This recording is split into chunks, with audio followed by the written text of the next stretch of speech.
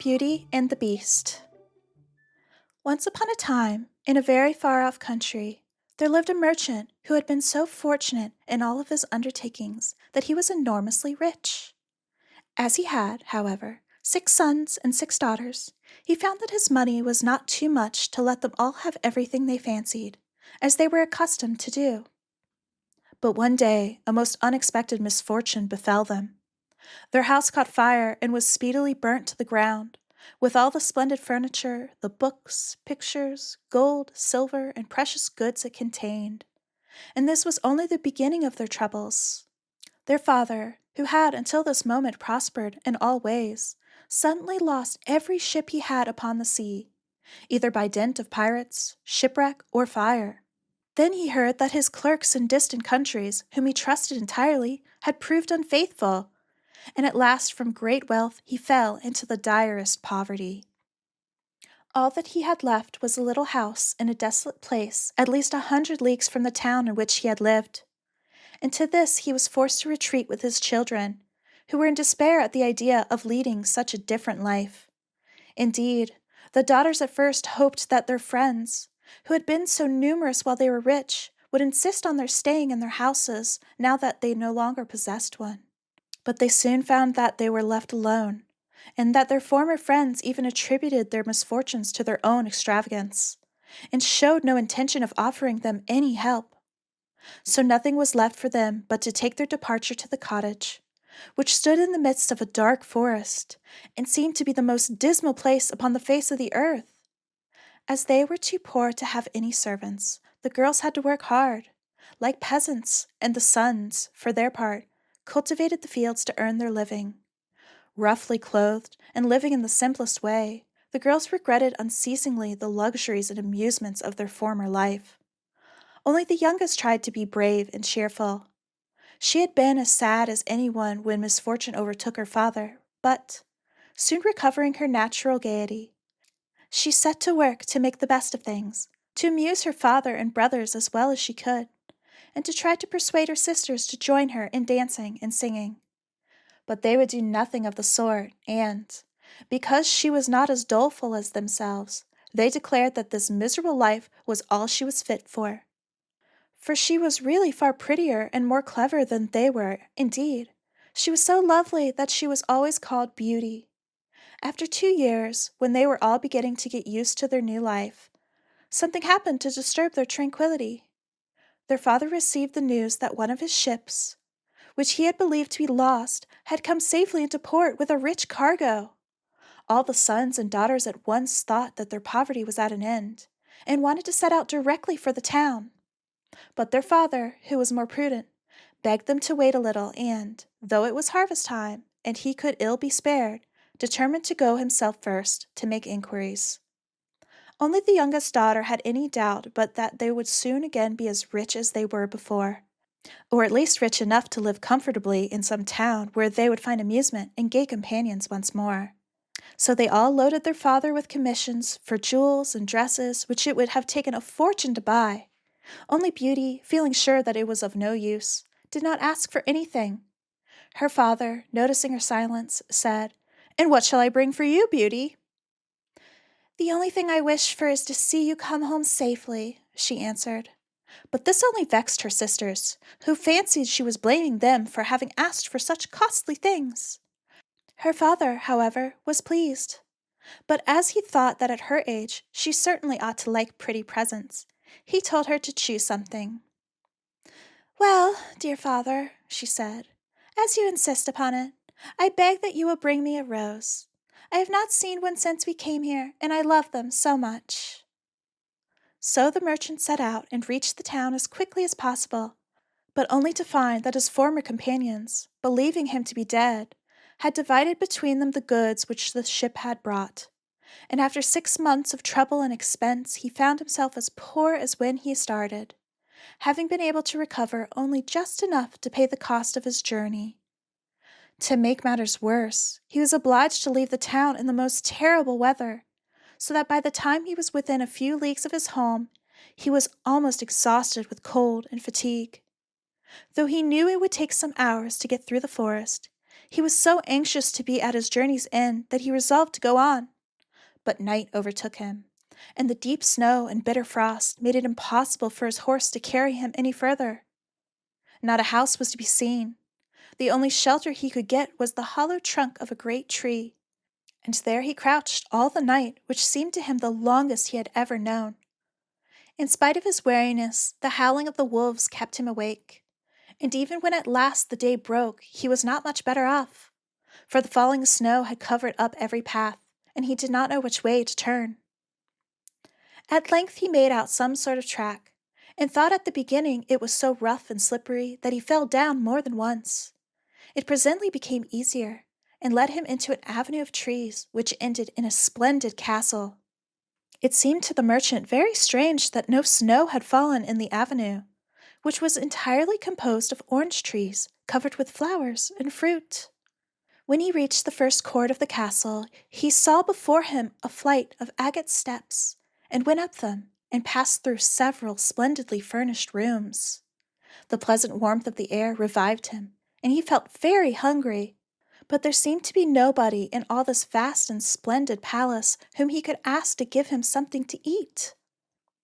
Deep silence reigned everywhere, and at last, tired of roaming through empty rooms and galleries, he stopped in a room smaller than the rest, where a clear fire was burning and a couch was drawn up closely to it. Thinking that this must be prepared for someone who was expected, he sat down to wait till he should come, and very soon fell into a sweet sleep. When his extreme hunger wakened him after several hours, he was still alone, but a little table, upon which was a good dinner, had been drawn up close to him. As he had eaten nothing for 24 hours, he lost no time in beginning his meal, hoping that he might soon have an opportunity of thanking his considerate entertainer, whoever it might be. But no one appeared, and even after another long sleep, from which he awoke completely refreshed, there was no sign of anybody, though a fresh meal of dainty cakes and fruit was prepared upon the little table at his elbow. Being naturally timid, the silence began to terrify him, and he resolved to search once more through all the rooms, but it was of no use. Not even a servant was to be seen. There was no sign of life in the palace. He began to wonder what he should do, and to amuse himself by pretending that all the treasures he saw were his own, and considering how he would divide them among his children. Then he went down into the garden, and though it was winter everywhere else, here the sun shone, and the birds sang, and the flowers bloomed, and the air was soft and sweet. The merchant, in ecstasies with all he saw and heard, said to himself, "All this must be meant for me. I will go this minute and bring my children to share all these delights." In spite of being so cold and weary when he reached the castle, he had taken his horse to the stable and fed it. Now he thought he would saddle it for his homeward journey, and turned down the path which led to the stable. This path had a hedge of roses on each side of it, and the merchant thought he had never seen or smelt such exquisite flowers. They reminded him of his promise to Beauty, and he stopped and had just gathered one to take to her when he was startled by a strange noise behind him.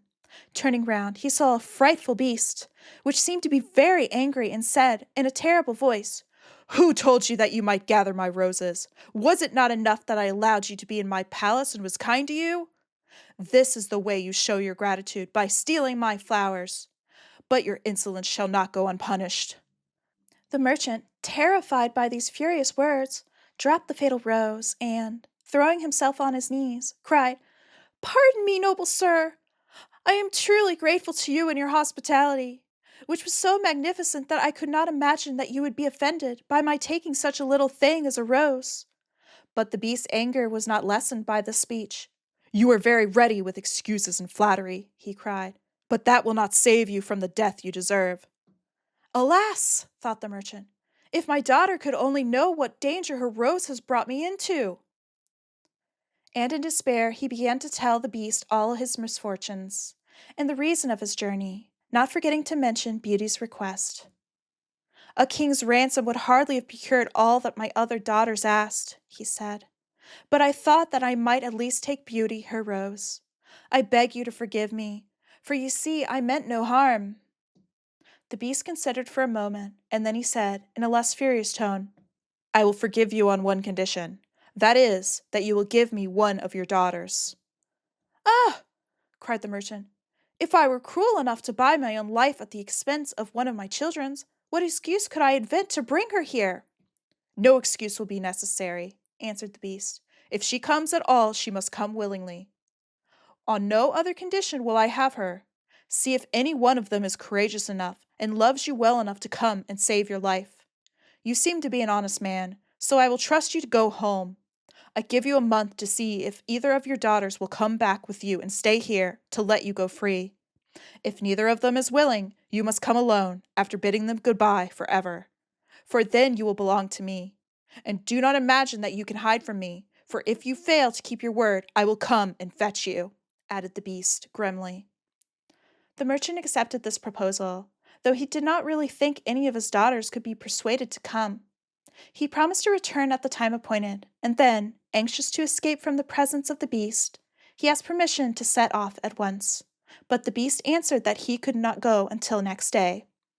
"Then you will find a horse ready for you," he said. "Now go and eat your supper and await my orders."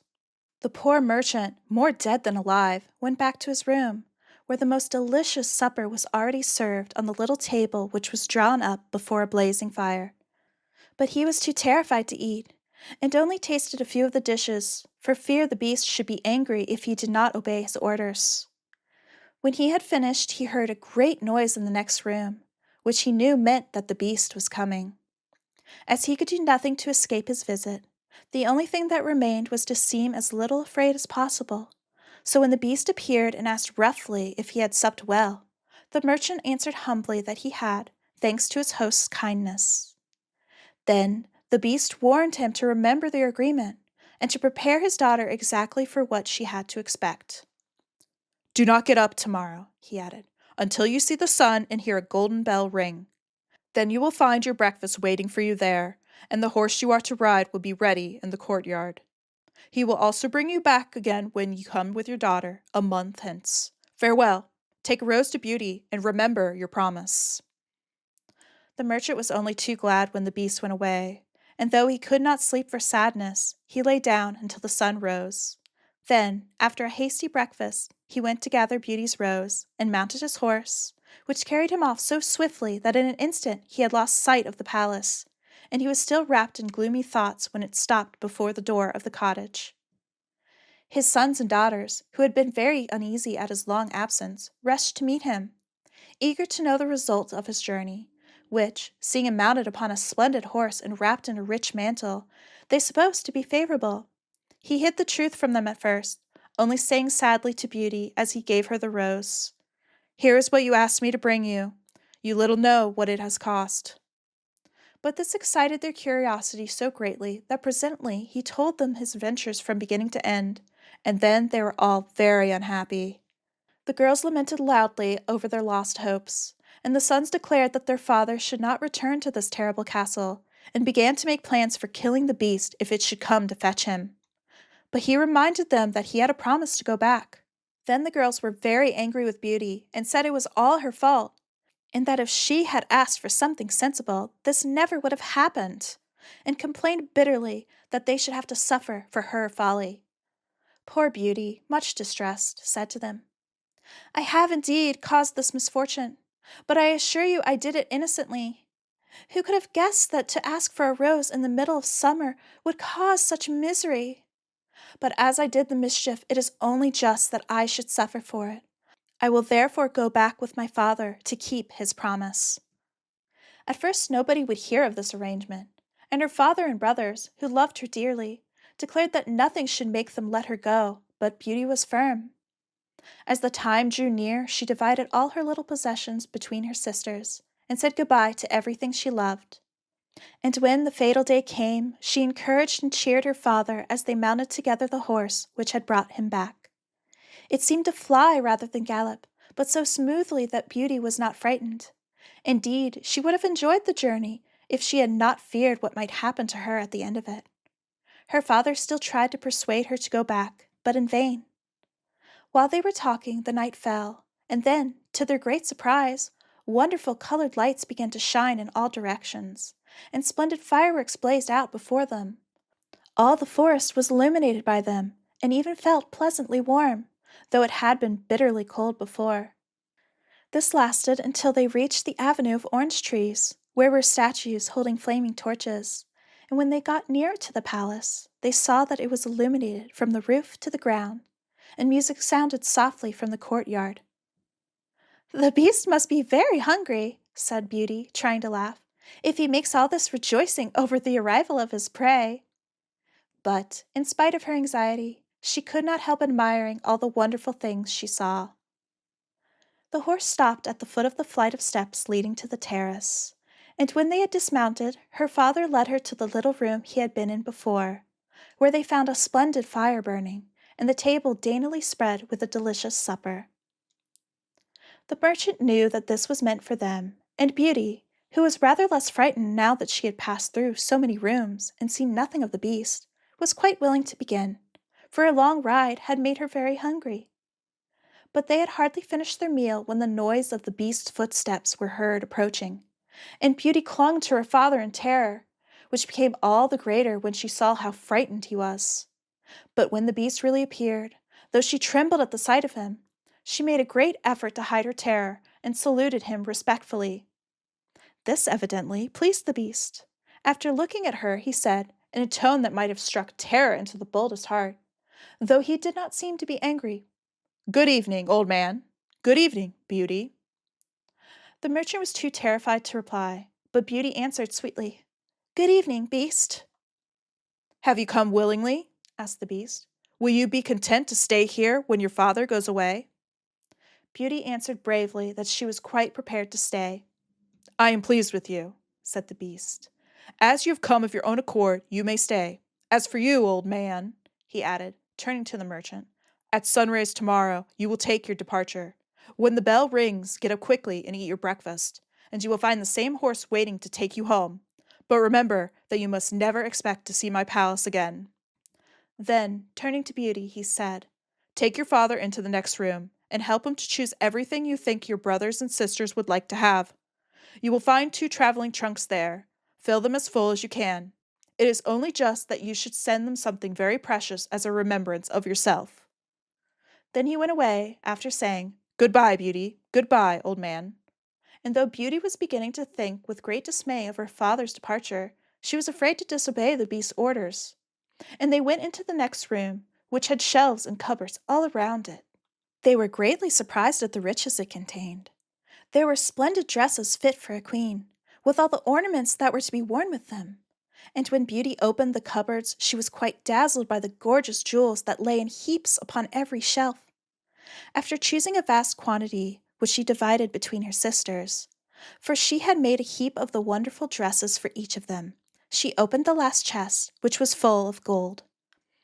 "I think, father," she said, "that, as the gold will be more useful to you, we had better take out the other things again and fill the trunks with it." So they did this, but the more they put in, the more room there seemed to be, and at last they put back all the jewels and dresses they had taken out, and Beauty even added as many more jewels as she could carry at once. And then the trunks were not too full, but they were so heavy that an elephant could not have carried them. "The beast is mocking us," cried the merchant. "He must have pretended to give us all these things, knowing that I could not carry them away." "Let us wait and see," answered Beauty. "I cannot believe that he meant to deceive us. All we can do is to fasten them up and leave them ready." So they did this and returned to the little room, where, to their astonishment, they found breakfast ready. The merchant ate his with a good appetite, as the beast's generosity made him believe that he might perhaps venture to come back soon and see Beauty. But she felt sure that her father was leaving her forever, so she was very sad when the bell rang sharply for the second time, and warned them that the time had come for them to part. They went down into the courtyard, where 2 horses were waiting, one loaded with the 2 trunks, the other for him to ride. They were pawing the ground in their impatience to start, and the merchant was forced to bid Beauty a hasty farewell, and as soon as he was mounted, he went off at such a pace that she lost sight of him in an instant. Then Beauty began to cry, and wandered sadly back to her own room. But she soon found that she was very sleepy. As she had nothing better to do, she lay down and instantly fell asleep. And then she dreamed that she was walking by a brook bordered with trees, and lamenting her sad fate, when a young prince, handsomer than anyone she had ever seen, and with a voice that went straight to her heart, came and said to her, "Ah, Beauty, you are not so unfortunate as you suppose. Here you will be rewarded for all you have suffered elsewhere.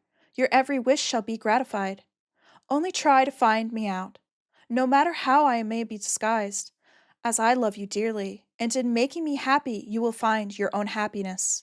Be as true-hearted as you are beautiful, and we shall have nothing left to wish for." "What can I do, Prince, to make you happy?" said Beauty. "Only be grateful," he answered, "and do not trust too much to your eyes. And, above all, do not desert me until you have saved me from my cruel misery." After this she thought she found herself in a room with a stately and beautiful lady, who said to her, "Dear Beauty, try not to regret all you have left behind you, for you are destined to a better fate. Only do not let yourself be deceived by appearances." Beauty found her dream so interesting that she was in no hurry to awake, but presently the clock roused her by calling her name softly 12 times. And then she got up and found her dressing table set out with everything she could possibly want. And when her toilet was finished, she found dinner was waiting in the room next to hers. But dinner does not take very long when you are all by yourself, and very soon she sat down cozily in the corner of a sofa and began to think about the charming prince she had seen in her dream. "He said I could make him happy," said Beauty to herself. "It seems, then, that this horrible beast keeps him a prisoner. How can I set him free? I wonder why they both told me to not trust appearances. I don't understand it. But, after all, it was only a dream, so why should I trouble myself about it? I had better go and find something to do to amuse myself." So she got up and began to explore some of the many rooms of the palace. The first she entered was lined with mirrors, and Beauty saw herself reflected on every side, and thought she had never seen such a charming room. Then a bracelet which was hanging from a chandelier caught her eye, and on taking it down she was greatly surprised to find that it held a portrait of her unknown admirer, just as she had seen him in her dream. With great delight she slipped the bracelet on her arm, and went on into a gallery of pictures, where she soon found a portrait of the same handsome prince, as large as life, and so well painted that as she studied it he seemed to smile kindly at her. Tearing herself away from the portrait at last, she passed through into a room which contained every musical instrument under the sun, and here she amused herself for a long while in trying some of them, and singing until she was tired. The next room was a library, and she saw everything she had ever wanted to read, as well as everything she had read, and it seemed to her that a whole lifetime would not be enough to even read the names of the books, there were so many. By this time it was growing dusk, and wax candles and diamond and ruby candlesticks were beginning to light themselves in every room. Beauty found her supper served just at the time she preferred to have it, but she did not see anyone or hear a sound, and, though her father had warned her that she would be alone, she began to find it rather dull.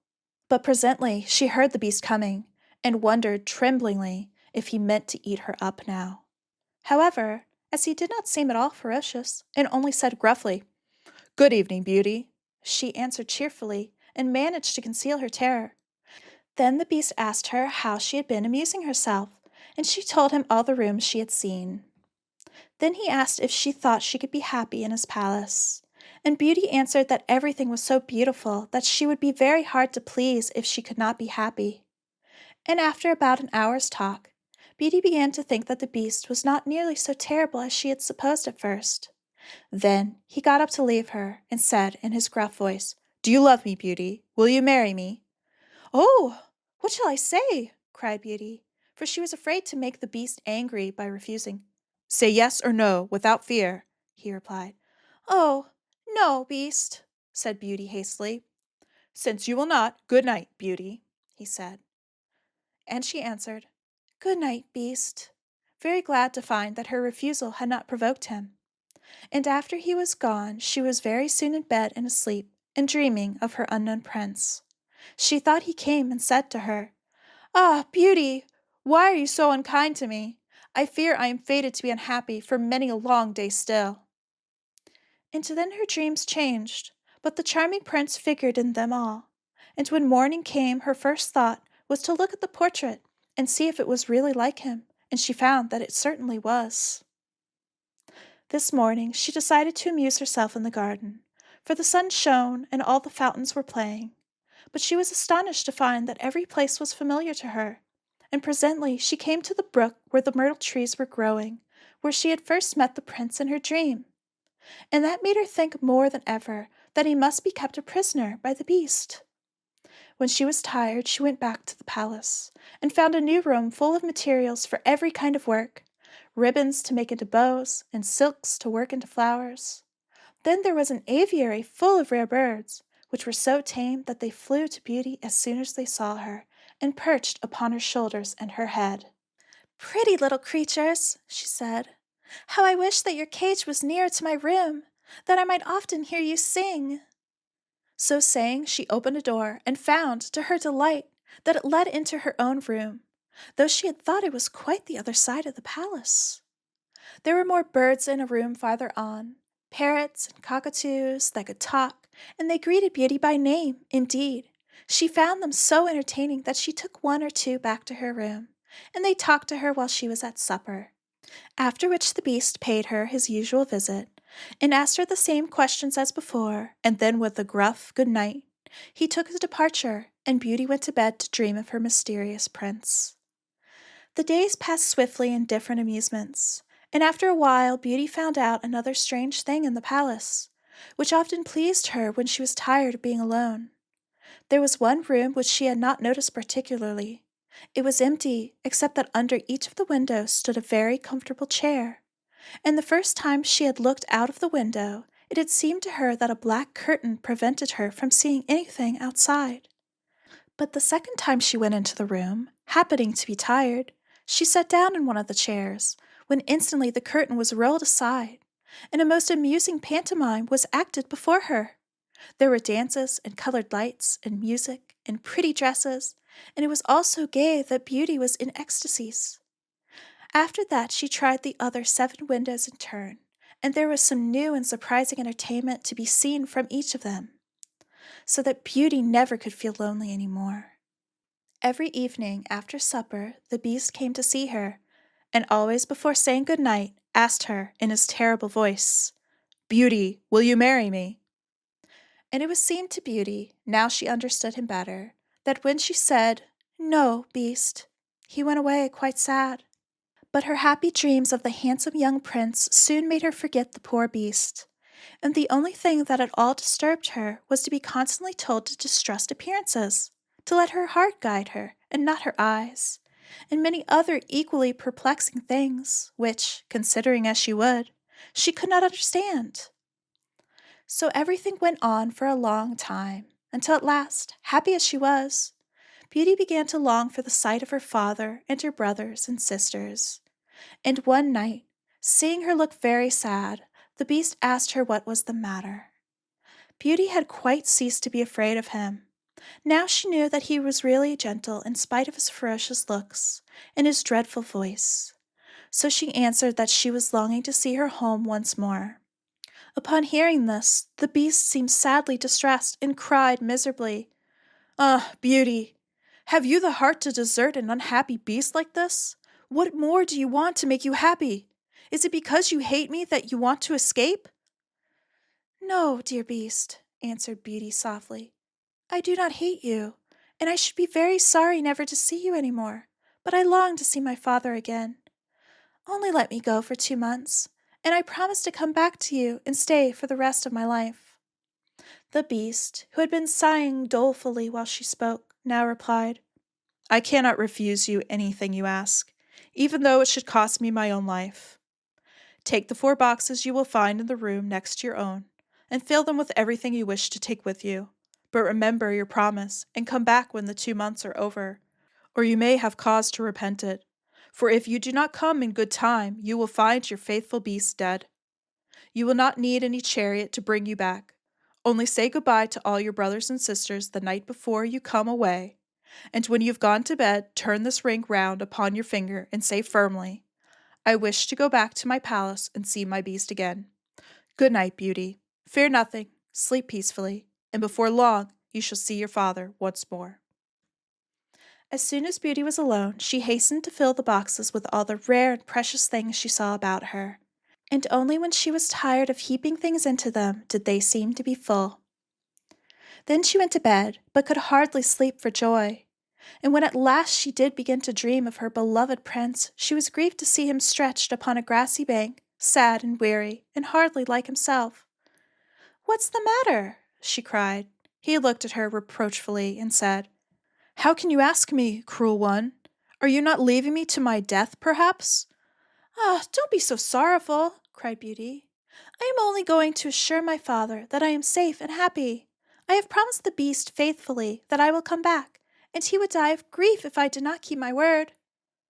"What would that matter to you?" said the prince. "Surely you would not care."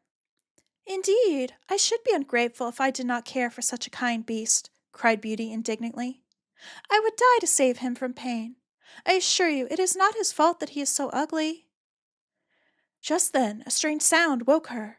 Someone was speaking not very far away, and opening her eyes she found herself in a room she had never seen before, which was certainly not nearly so splendid as those she was used to in the beast's palace. Where could she be? She got up and dressed hastily, and then saw that the boxes she had packed the night before were all in the room. While she was wondering by what magic the beast had transported them and herself to this strange place, she suddenly heard her father's voice, and rushed out and greeted him joyfully. Her brothers and sisters were all astonished at her appearance, as they had never expected to see her again, and there was no end to the questions they asked her. She had also much to hear about what had happened to them while she was away, and of her father's journey home. But when they heard that she had only come to be with them for a short time, and then must go back to the beast's palace forever, they lamented loudly. Then Beauty asked her father what he thought could be the meaning of her strange dreams, and why the prince constantly begged her not to trust appearances. After much consideration, he answered, "You tell me yourself that the beast, frightful as he is, loves you dearly, and deserves your love and gratitude for his gentleness and kindness. I think the prince must mean you to understand that you ought to reward him by doing as he wishes you to, in spite of his ugliness." Beauty could not help seeing that this seemed very probable. Still, when she thought of her dear prince who was so handsome, she did not feel at all inclined to marry the beast. At any rate, for 2 months she need not decide, but could enjoy herself with her sisters. But though they were rich now, and lived in town again, and had plenty of acquaintances, Beauty found that nothing amused her very much, and she often thought of the palace, where she was so happy, especially as at home she never once dreamed of her dear prince, and she felt quite sad without him. Then her sisters seemed to have got quite used to being without her, and even found her rather in the way. So she would not have been sorry when the 2 months were over, but for her father and brothers, who begged her to stay, and seemed so grieved at the thought of her departure that she had not the courage to say good-bye to them. Every day when she got up, she meant to say it at night, and when night came she put it off again, until at last she had a dismal dream which helped her to make up her mind. She thought she was wandering in a lonely path in the palace gardens, when she heard groans which seemed to come from some bushes hiding the entrance of a cave, and running quickly to see what could be the matter, she found the beast stretched out upon his side, apparently dying. He reproached her faintly with being the cause of his distress, and at the same moment a stately lady appeared and said very gravely, "Ah, Beauty, you are just in time to save his life. See what happens when people do not keep their promises. If you had delayed 1 day more, you would have found him dead." Beauty was so terrified by this dream that the next morning she announced her intention of going back at once, and that very night she said good-bye to her father and all her brothers and sisters, and as soon as she was in bed she turned her ring round upon her finger and said firmly, "I wish to go back to the palace and see my beast again," as she had been told to do. Then she fell asleep instantly, and only woke up to hear the clock saying, "Beauty, Beauty," 12 times in its musical voice, which told her at once that she was really in the palace once more. Everything was just as before, and her birds were so glad to see her. But Beauty thought she had never known such a long day, for she was so anxious to see the beast again that she felt as if supper time would never come. But when it did come and no beast appeared, she was really frightened. So, after listening and waiting for a long time, she ran down into the garden to search for him. Up and down the paths and avenues ran poor Beauty, calling him in vain, for no one answered, and not a trace of him could she find, until at last, quite tired, she stopped for a minute's rest, and saw that she was standing opposite the shady path she had seen in her dream. She rushed down it, and sure enough there was the cave, and in it lay the beast, asleep, as Beauty thought. Quite glad to have found him, she ran up and stroked his head, but, to her horror, he did not move or open his eyes. "Oh, he is dead, and it is all my fault," said Beauty, crying bitterly. But then, looking at him again, she fancied he still breathed, and, hastily, fetching some water from the nearest fountain, she sprinkled it over his face, and to her great delight he began to revive.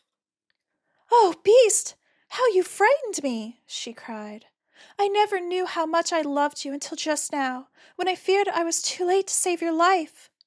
"Can you really love such an ugly creature as I am?" said the beast faintly. "Ah, Beauty, you only came just in time. I was dying because I thought you had forgotten your promise. But go back now and rest. I shall see you again by and by." Beauty, who had half expected that he would be angry with her, was reassured by his gentle voice, and went back to the palace, where supper was awaiting her. And afterward the beast came in as usual, and talked about the time she had spent with her father, asking if she had enjoyed herself, and they had all been very glad to see her. Beauty answered politely, and quite enjoyed telling him all that had happened to her. And when at last the time came for him to go, and he asked, as he had so often asked before, "Beauty, will you marry me?" she answered softly, "Yes, dear beast." As she spoke, a blaze of light sprang up before the windows of the palace. Fireworks crackled and guns banged, and across the avenue of orange trees, in letters all made of fireflies, was written, "Long live the prince and his bride." Turning to ask the beast what it could all mean, Beauty found that he had disappeared, and in his place stood her long-loved prince. At the same moment the wheels of a chariot were heard upon the terrace, and two ladies entered the room. One of them Beauty recognized as the stately lady she had seen in her dreams. The other was also so grand and queenly that Beauty hardly knew which to greet first. But the one she already knew said to her companion, "Well, Queen, this is Beauty, who has had the courage to rescue your son from this terrible enchantment. They love one another, and only your consent to their marriage is wanting to make them perfectly happy." "I consent with all my heart," cried the Queen. "How can I ever thank you enough, charming girl, for having restored my dear son to his natural form?" And then she tenderly embraced Beauty and the prince, who had meanwhile been greeting the fairy and receiving her congratulations. "Now," said the fairy to Beauty, "I suppose you would like me to send for all your brothers and sisters to dance at your wedding." And so she did, and the marriage was celebrated the very next day with the utmost splendor, and Beauty and the prince lived happily ever after. Toads and Diamonds. There was once upon a time a widow who had two daughters. The eldest was so much like her in the face and humor that whoever looked upon the daughter saw the mother. They were both so disagreeable and so proud that there was no living with them. The youngest, who was the very picture of her father for courtesy and sweetness of temper, was withal one of the most beautiful girls ever seen. As people naturally love their own likeness, this mother even doted on her eldest daughter, and at the same time had a horrible aversion for her youngest. She made her eat in the kitchen and work continually. Among other things, this poor child was forced twice a day to draw water above 1.5 miles off the house, and bring home a pitcher full of it. One day, as she was at this fountain, there came to her a poor woman, who begged of her to let her drink. "Oh, I, with all my heart, goody," said this pretty little girl, and rinsing immediately the pitcher, she took up some water from the clearest place of the fountain and gave it to her, holding up the pitcher all the while, that she might drink the easier. The good woman, having drunk, said to her, "You are so very pretty, my dear, so good and so mannerly, that I cannot help giving you a gift." For this was a fairy, who had taken the form of a poor country woman, to see how far the civility and good manners of this pretty girl would go.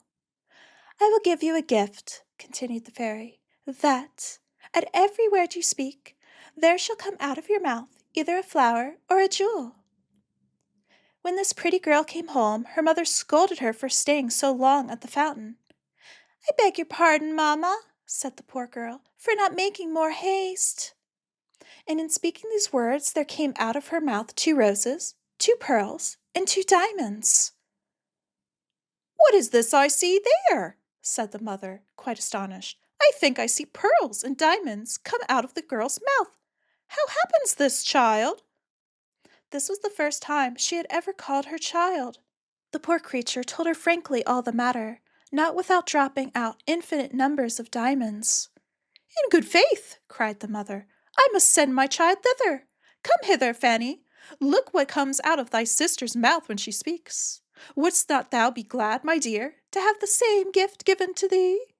Thou hast nothing else to do but go draw water out of the fountain, and when a certain poor woman asks you to let her drink, to give it to her very civilly." "It would be a very sight indeed," said this minx, "to see me go draw water." "You shall go, hussy," said the mother, "and this minute." So away she went, but grumbling all the way, taking with her the best silver tankard in the house. She was no sooner at the fountain than she saw coming out of the wood a lady, most gloriously dressed, who came up to her and asked to drink. This was, you must know, the very fairy who appeared to her sister, but now had taken the air and dress of a princess, to see how far this girl's rudeness would go. "Am I come hither," said the proud, saucy one, "to serve you with water, pray? I suppose the silver tankard was brought purely for your ladyship, was it? However, you may drink of it, if you have a fancy." "You are not over and above mannerly," answered the fairy, without putting herself in a passion. "Well, then, since you have so little breeding, and are so disobliging, I give you for a gift that at every word you speak there shall come out of your mouth a snake or a toad." So soon as her mother saw her coming, she cried out, "Well, daughter?" "Well, mother," answered the pert hussy, throwing out of her mouth 2 vipers and 2 toads. "Oh, mercy!" cried the mother. "What is it I see? Oh, it is that wretch her sister who has occasioned all this, but she shall pay for it." And immediately she ran to beat her. The poor child fled away from her, and went to hide herself in the forest, not far from thence.